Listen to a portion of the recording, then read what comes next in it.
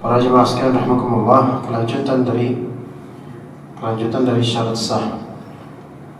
Dari syarat sah salat yang kita bahas dalam kitab Kifayatul Akhyar, kita sampai atau melangsungkan ke pembahasan syarat sah yang ke-6, yaitu ketika salat syarat sahnya diantaranya adalah as-sukutu 'anil kalam, yaitu diam, ya, tidak bicara.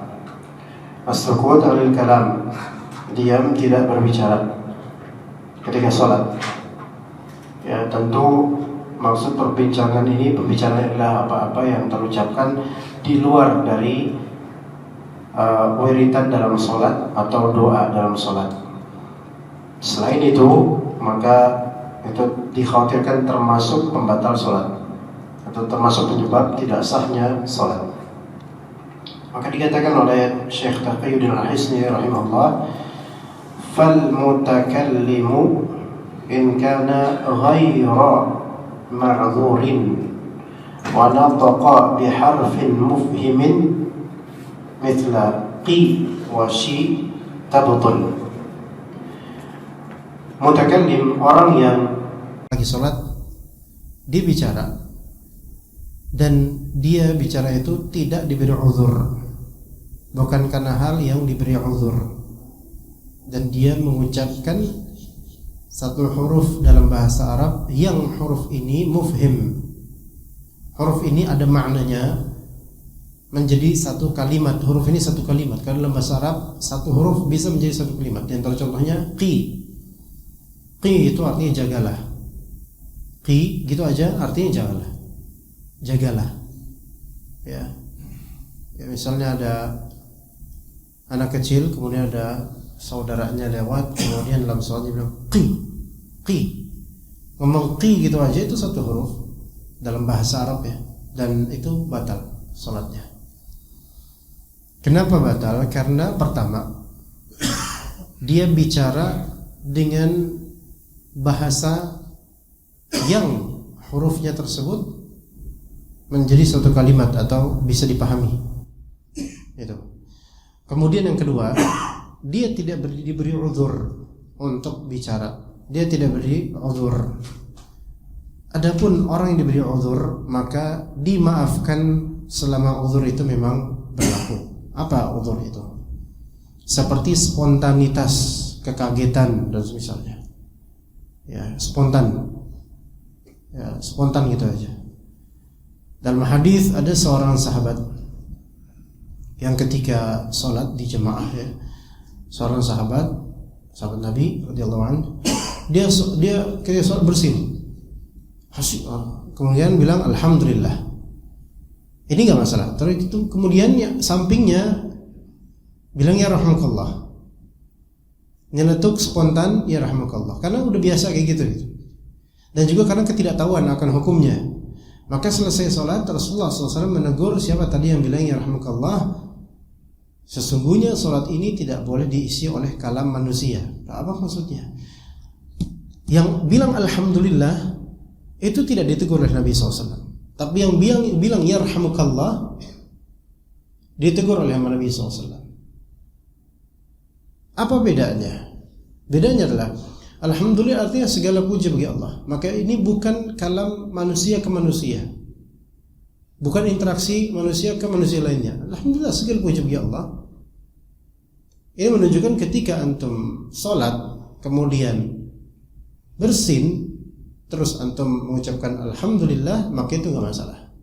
Yang dipermasalahkan oleh Rasulullah adalah yang mengucapkan ya rahmukallah sebagai respon terhadap orang yang bersin tadi. Ya rahmukallah ini artinya semoga Allah merahmatimu. Maka ini kan kalimat yang ada menunjukkan keinginan berinteraksi. Yarhamuka, semoga Allah merahmati engkau. Gitu loh. Kalau koneksinya atau interaksinya ke Rabbul Alamin, ke Allah, ya, maka itu boleh karena lagi sholat, doa, minta sama Allah. Tapi kalau interaksi dalam sholat ke makhluk lain, manusia, dan dengan bahasa interaksi antar manusia, maka ini enggak boleh. Maka manzilah ya rahmukallah sama seperti manzilah ketika sholat ada samping lewat kemudian bilang kaifa haluk, gimana kabar antum? Lah ini sama kan interaksi nanya. Ya, begitu. Begitu juga dengan interaksi kalimat hey. Ya. Lagi soal gini ngelihat ada sahibnya. Gitu. Hey di sini berarti interaksi. Hanya saja sahabat tadi walaupun ditegur oleh Nabi SAW, apakah disuruh ulang sholatnya? Enggak disuruh ulang. Kenapa? Spontan, diberi uzur. Maka spontanitas yang ya apalagi itu ketika itu belum tahu hukumnya, itu diberi uzur dan tidak batal sholatnya. Yang tidak diberi uzur berarti bukan yang spontan. Memang dia ada niatan. Kadang ada spontan tapi dengan niatan. Nah ini juga tidak diberi uzur karena adanya niatan untuk mengucapkannya. Ya, ada niatan untuk mengucapkannya, yaitu tahu bahwasanya dia mau mengucapkan itu. Maka ini tidak diberi uzur, bisa batal sholatnya. Ya. Tapi kalau kaget dan mengucapkan huruf atau suku kata atau kalimat yang itu memang secara urf dipahami sebagai suatu bahasa, maka itu bisa membatalkan. Ya. Nah, tapi kalau kagetnya betul-betul spontan, enggak nyadar atau ya tiba-tiba aja, maka itu dimaafkan. Nih contoh. Kalau misalnya lagi sholat, kemudian tiba-tiba ditabrak sama anak kecil, aduh. Nah, ada kalimat, ada lafal itu S ya, anggap S. Itu nggak masalah. Nah sekarang, aduh gitu kan. Diberi uzur nggak coba? Diberi uzur karena spontan, nggak namanya kaget. Aduh gitu. Atau lagi soalnya tiba-tiba ada kalajengking, terlalu jauh itu ya apa dong? Semut gigit kakinya. Aduh. Nah, kaget. Iya. Kecuali kalau dia tahu dia bakal mengucapkan aduh. Digigit semut sakit. Aduh. Ada jeda tuh antara digigitnya sama dia mikir dulu. Aduh gak ya? Aduh. Nah, aduh yang di intention ini membuat dia batal sholatnya. Beda dengan yang diberi uzur tadi. Juga kadang orang latah, yang repot, kaget dikit latah. Tapi biasanya pun orang latah, insya Allah ketika sholat dia menutup latahnya. Latah ada dua model sih, yang memang tabiat dan ada yang memang mukhtalaq, mustana'. Latah yang memang tabi'ah ini Allah lebih tahu, diberi uzur. Ya. Lagi salat terus tiba-tiba dicolek sama anak kecil.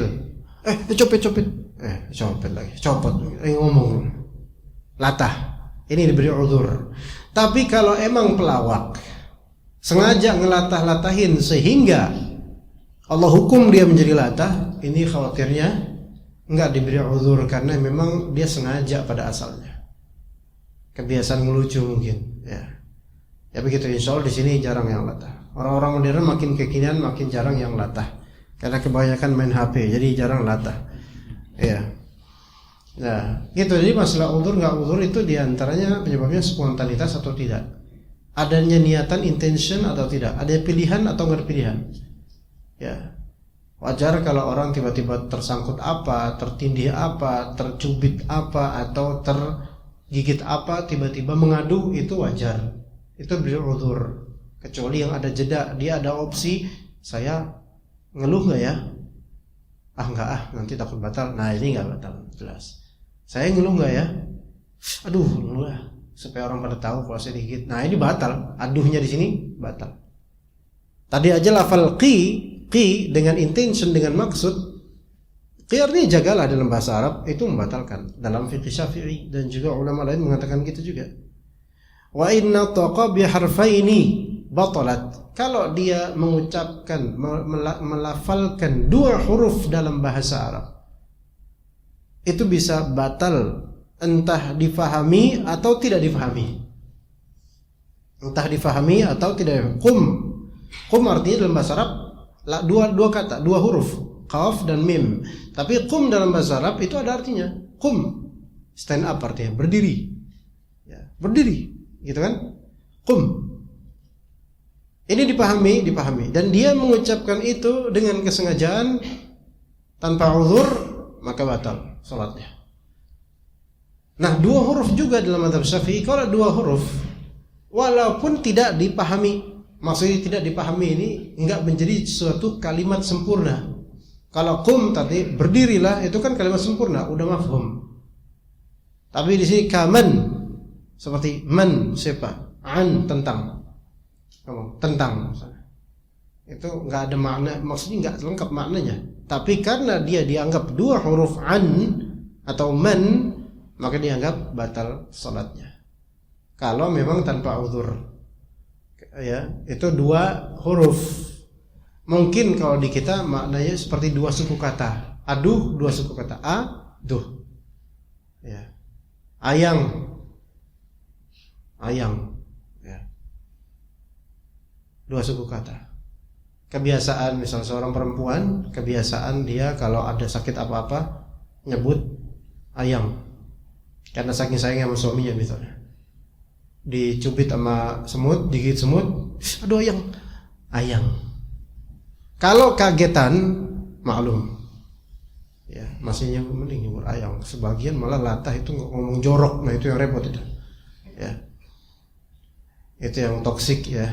Sebaiknya dijauhkan dari jemaah. Dia sholat di hutan aja. Karena kaget ngomong jorok, jemaah yang lain keikut kepikiran jorok. Nah ini yang repotnya ya. Nah, kalau misalnya kagetan diberi uzur, walaupun satu huruf kek, dua huruf kek, ya gitu. Tapi dua suku kata di sini, qum, dua suku kata kalau dalam bahasa Indonesia. Nah, kemudian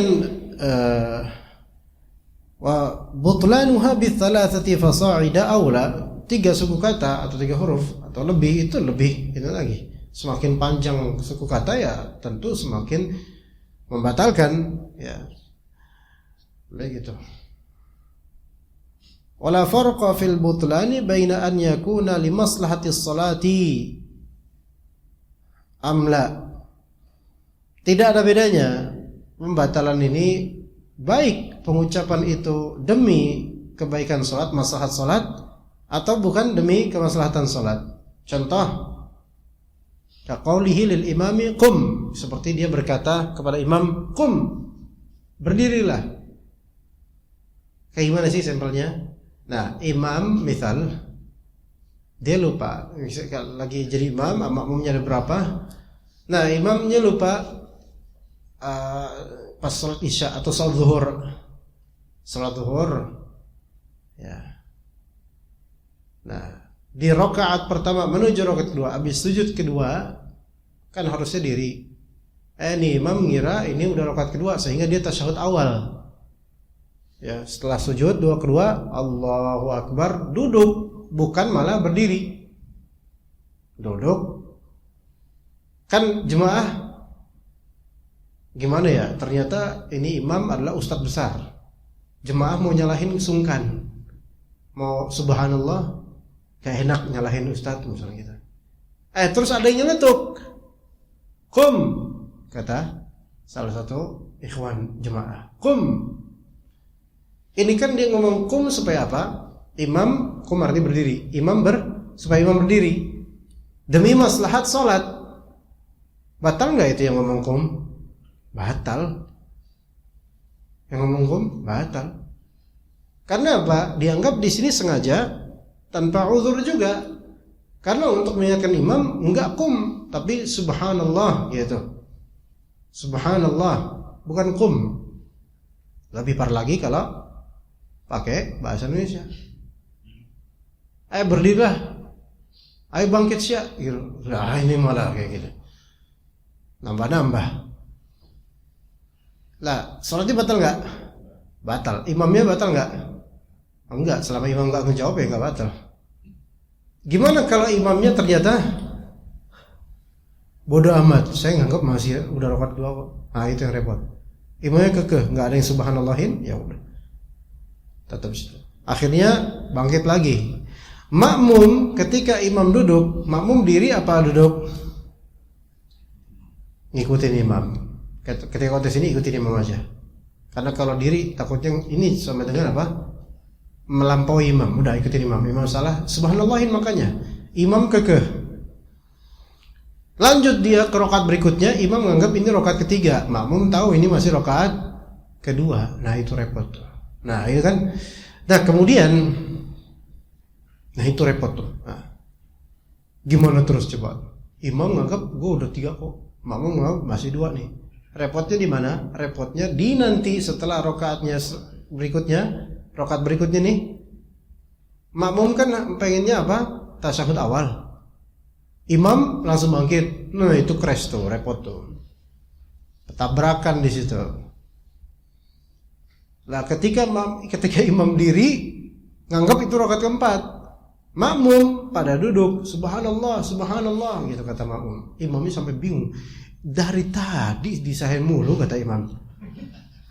Hah? Nah, apa ya orang zaman sekarang komentar aja, ya kan gitu. Julid amat, julid. Ya, itu udah bingung kalau ada kasus gitu bingung. Saya yakin dia bingung, yakin. Tuh makmum terus ngapain tuh? Ya kan? Di sini makmum pertimbangkan apakah dia meninggal, maka makmum tinggalkanlah tasyahud awal demi ikut kewajiban ikut imam, atau mereka tasyahud awal wajib. Mana yang lebih berat, wajib ikut imam atau wajib tasyahud awal? Itu yang berat pertimbangannya. Nggak mungkin dong WhatsApp dulu ustadz yang lain terus nanya, Ustadz Afwan anu lagi sholat nih, gini kasusnya. Ya belum selesai nanya ngetik udah selesai sholatnya imam kan, harus gimana? Ya mungkin wallahu alam ikutin imam. Ya, nah itu tetap nanti repot ke depannya. Supaya nggak repot kita close aja kasus tersebut ya. Ya biarin kasus itu, biar orang-orang yang repot sendiri mereka ya. Nah, taib, kalau misalnya makmum ngingetin imam untuk maslahat sholat, atau diri, batal tuh yang ngomong diri, batal. Kecuali kalau dia ngomong subhanallah, enggak batal, karena memang ada syariatnya. Tapi kalau ngomong diri ya, demi maslahat sholat, batal itu. Nah sekarang lagi sholat berjamaah, ada makmum yang dia di HP-nya ringtone lagu apalah gitu ya, lagi pada sholat tiba-tiba ada yang telepon orang itu, ringtone-nya keluar, tembang kenangan nostalgia ya, waduh bahaya ini ya. Ada jemaah gimana? Jemaah harus ngapain dong? Seharusnya kan orang ini yang punya handphone ini matiin kan ya, buka matiin dah gitu. Tapi ini jemaah yang ini yang punya handphone ini, dia nggak punya fikih, jadi didimin aja, dikira kalau dimatiin dia bakal batal sholatnya. Terus jemaah yang lain gimana caranya? Apakah ikutan nostalgia atau gimana? Ayo sob, silakan jawaban dia antum, gimana? Jemaah ngapain dong? Bilang subhanallah. Lah kalau bilang subhanallah, imamnya sewot, bukan gua kata imamnya. Gak mungkin dong bilang subhanallah, kan subhanallah berarti teguran untuk imam. Lah ini bukan imam, bukan saya kata imamnya. Ya imamnya batal dong kayak gitu. Atau B, berikan isyarat pada orang yang punya itu, isyarat pakai tangan, gitu ya. Oh yang samping boleh, gitu ya. Apa isyarat demi masalah? Kalau isyarat demi masalah sholat boleh. Tapi kalau ngomong dengan huruf yang terpahami, kalimat terpahami nggak boleh, walaupun dalam konteks ini.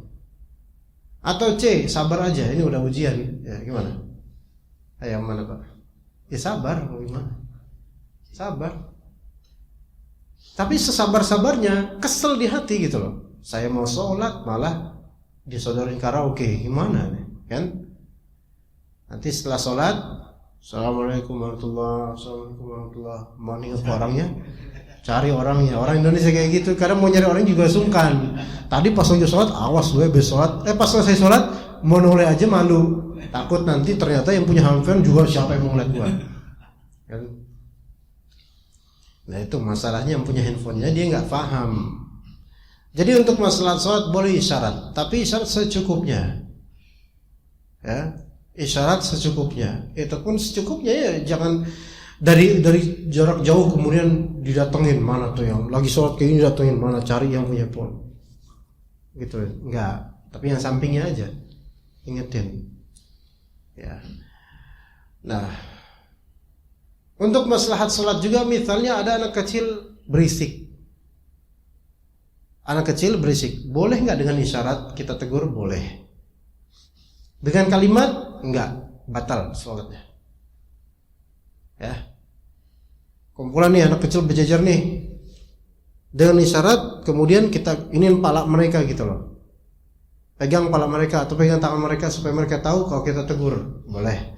Atau lagi nih berisik nih anak dua nih, habis injek-injekan, ya kan?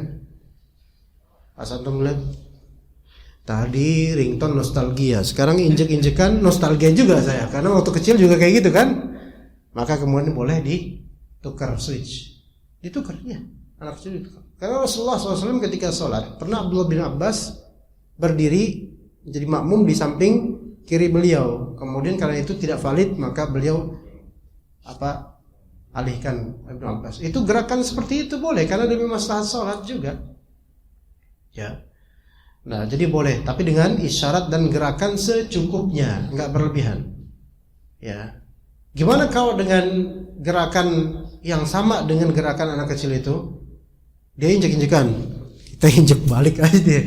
Misalnya, ya ini sih konyol aja sih jadinya ya, tapi tidak batal karena tujuan untuk maslahat sholat. Adapun dengan kalimat dilihat. Nah, dilihat. Kalau dengan kalimat kesengajaan lafal satu suku kata, maka bisa batal. Dikhawatirkan kalau bisa batal nggak? Khawatir bisa batal, Pak, karena itu kan suatu bahasa. Orang paham nggak walaupun satu huruf atau dua S dan T doang? Orang paham nggak itu artinya apa? Paham, artinya menengok gitu, diam, syadab. Kan itu singkatan dari syadab, ya. Syadab, diam atau tapi kalau kayak gini doang batal nggak? Enggak batal. Gini, walaupun pakai matanya serem gitu kayak mau nonton anak, tapi nggak batal itu. Iya, begitu. Oke. Itu kalau misalnya untuk maslahat sholat. Adapun kalau tidak buat maslahat sholat, lah lebih bisa lebih batal lagi. Nggak ada apa-apa, nggak ada masalah, dia ngomong sendiri. Ya. Kemudian juga walau nataqa biharfin ba'dahu muddatan fal asah butlanuha li'anna al-muddata harfun. Ya, di sini muddah. Tapi itu enggak dipakai di Indonesia. Wa fit tanahnuh, ya, tanahnuh. Wa fit tanahnuh khilafur rajih annahu in bana minhu harfan batalat wa illa fala. Hadza idza kana bighairi uzur. Tanahnuh semacam berdehem. Ya. Kalau tidak ada uzur. Berdehem kalau tidak ada uzur. Tanahnuh. Gimana nih berdehem kalau tidak ada uzur? Hukumnya gimana? Kalau misalnya tanahnuh itu, berdehem itu berkomposisi dua huruf, ya, atau suku kata, maka itu batal kalau tanpa uzur. Nah, kalau bersin kayak gitu nggak apa-apa, karena bersin uzur semua, Pak. Ya, bersin ditahan, bisa ditahan. Haji. Nah, itu kan natural. Tapi kalau bersihnya dibuat-buat, semakna dengan tanahnuh. Ada tuh supaya bersin dibuat-buat. Tadinya hajim gitu kan, dia pakai asyab gitu. Sengaja kayak gitu batal. Karena sengaja. Tapi Ustaz, afwan, ana memang kebiasaan gitu. Enggak, kebiasaannya dibuat-buat atau enggak? Emang dibuat-buat, ya karena keseringan biasanya dibuat-buat maka batal. Ini masuk ke dalam tanpa uzur. Makanya besok-besok natural aja. Bahkan ada beberapa orang bersin sengaja, yang nakal-nakal itu bersengaja pakai lafal dog tapi bahasa Jawa. Gitu. Gitu. Batal nggak itu? Batal. Dan bikin orang yang lain kemudian bisa ketawa tuh. Itu repot lagi tuh. Jadi dibatal, orang lain juga bisa kena juga tuh batalnya kalau nanti ketawa ada masalah nanti insyaallah. Ya. Tanahnu berdehem gitu. Nah, kalau misalnya ada uzur maka enggak masalah. Di sini ada dokumentasi dari beberapa ulama, dilihat sendawa dan semisalnya atau bunyi dari kerongkongan karena masuk angin atau habis makan kenyang, tanahnu, sendawa atau berdehem. Ya. Jadi ulama Syafi'iyah merumuskan standarnya semacam hal semacam ini minimal 2 huruf. 2 huruf kalau ternyata aham itu 2 huruf. 2 suku kata lah. Selama itu memang menjadi huruf ya. Tapi kalau misalnya itu huruf bukan? Apa tuh hurufnya di Indonesia? Itu makhrajnya mana ya? Itu mana hurufnya, Pak? Kha enggak. Ha enggak juga, ha agak atas. Hah?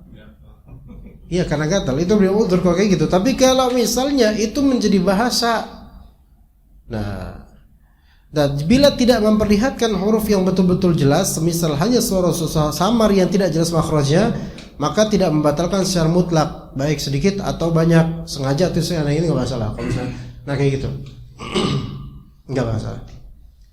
Tapi kan kalau misalkan, ya itu beda kalau itu sengaja, tanpa uzur. Tapi kalau itu kan nggak ada makhrajnya nggak ada, nggak masuk dalam bahasa Arab. Indonesia juga ditulis juga nggak cocok. Kan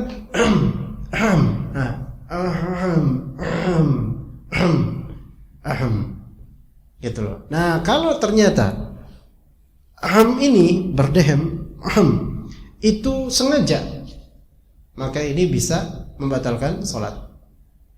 Kayak gimana? Isyarat untuk orang misalnya. Ya. Apa contohnya?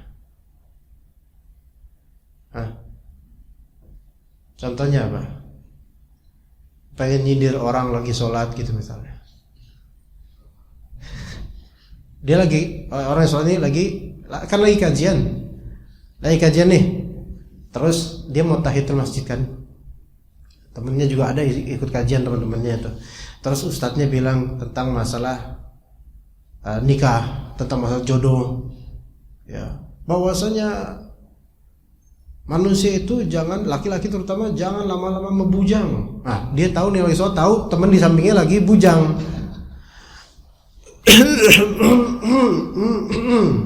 Batal nggak tuh? Batal. Ya orang kata yang bujang, batal lo sholatnya, dalam fikih Syafi'i batal gitu kan. Gitu kan, batal itu. Karena apa? Karena maksudnya adalah menyindir dengan bahasa yang terpahami, itu sebagai bahasa. Ya, gitu. Gitu kalau kemudian masalah ketawa. Ada sebagian ulama mengatakan kalau senyum tanpa suara nggak apa-apa. Sebagian ulama juga ada yang mengatakan batasan juga kalau ketawa tidak ada suara dan nggak kelihatan gigi. Nah itu susah tuh. Gimana? Ketawa nggak nih? Gimana? Lah terus dia ngapain ketawa di sholat? Itu dia masalahnya. Ya bisa jadi mungkin ada kelakuan jemaah lain yang memang lucu kali ya. Tapi kalau ketawa sampai kayak gimana ya? Kayak keluar gimana? Kayak suara mulut gitu, anginnya keluar, gitu ya di mulut. Ketawa. Kira-kira itu batal nggak? Itu bisa batal. Karena dianggap sebagai suara yang berhuruf gitu loh. Ya. Kalau misalnya merintih, ya seperti ini, ketawa, menangis. Nah, nangisnya ini nangis yang bukan air mata doang, tapi ada suara. Jika dia tidak kuasa menahannya, maka dimaafkan. Kau nangis, tapi nangisnya karena apa dulu? Kok karena sakit atau tadabbur ayat, dimaafkan. Gak kuasa dia. Kan biasanya nangis gitu, itu menjadi lafal itu. Tapi kalau dia nggak kuasa nahan, dimaafkan. Cuman kalau dia kuasa menahan sebenarnya, tapi dia losin aja atau ria, maka ini bisa batal sholatnya karena lafal-lafal gitu. Ya, kemudian merintih. Kalau doang itu diberi uzur biasanya. Kalau memang sakit ya. Nah itu pusing, itu diberi uzur. Karena lafal kayak gini tuh mungkin untuk meringankan sakitnya, jadi ada ekspresi lafal gitu. Tapi kalau emang dia sengaja, apalagi ada niatan gitu untuk memamerkan ke orang dia lagi pusing gitu, maka ini dilihat kata dalam mazhab Syafi'i, walaupun satu huruf saja itu bisa membatalkan dengan adanya maksud. Apalagi tambah aduh ya. Meniup. Ini juga meniup dikasuskan loh. Padahal meniup itu tidak huruf. Tapi karena itu adalah perbuatan mulut, sadar. Iya, karena perbuatan mulut maka dikiaskan dengan berbicara. Ya niup juga kan dibahasakan ada juga gitu. Kecuali kalau uzur ya. Apa uzurnya? Ya mungkin nyamuk atau apa gitu ya. Ada nyamuk nempel atau ada kotoran. Maka itu mungkin spontan ya. Spontan. Sebenarnya ini terlalu dalam sih kalau untuk meniup. Wallahu alam, apakah sejauh itu sampai membatalkan, padahal meniup itu bukan bahasa. Kecuali kalau meniup yang dimaksudkan dengannya bahasa dan koneksi pada orang lain. Ya. Misal juga ada orang sampingnya ya.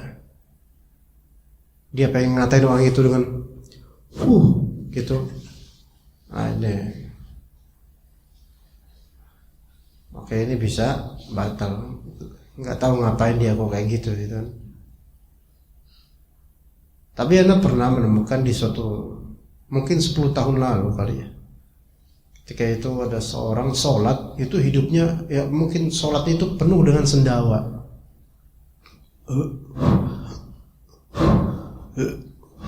Itu dari awal sholat sampai akhir sholat, mungkin seluruh hidupnya kayak gitu dia selama hidup.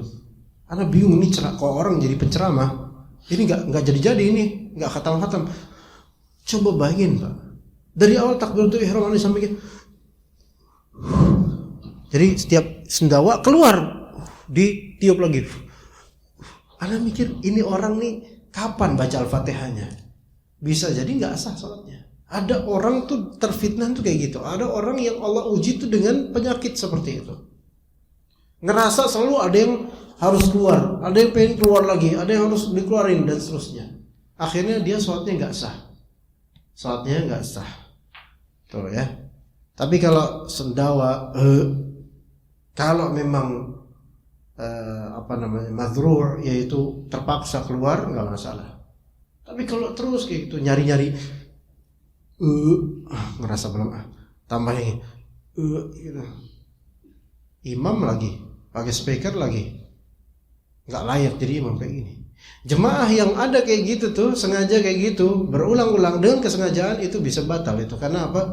Itu kan gitu kan. Ya, itu bisa apa? Bisa batal sholatnya. Batuk ini kalau emang kebutuhan, maksudnya harus dibatukin atau memang sakit nggak masalah. Tapi kalau batuk ini syarat, ini yang masalah. Batuk kan jadi kalimat, jadi kata gitu dalam bahasa kita. Kalau batuk ini nih yang masalahnya nih, kalau beberapa aki-aki yang memang udah nggak kuat sama imamnya, kelamaan banget, batuk dia, terpingkal sampai kayak tenggorokannya mau copot gitu. Kalau sengaja kayak gitu dan itu menjadi bahasa, itu bahaya, itu bisa membatalkan sholat. Ya seperti berdehem tadi, berdehem aja gitu aja, kalau emang itu ada teguran atau sindiran maka itu bisa membatalkan, apalagi sampai batuk.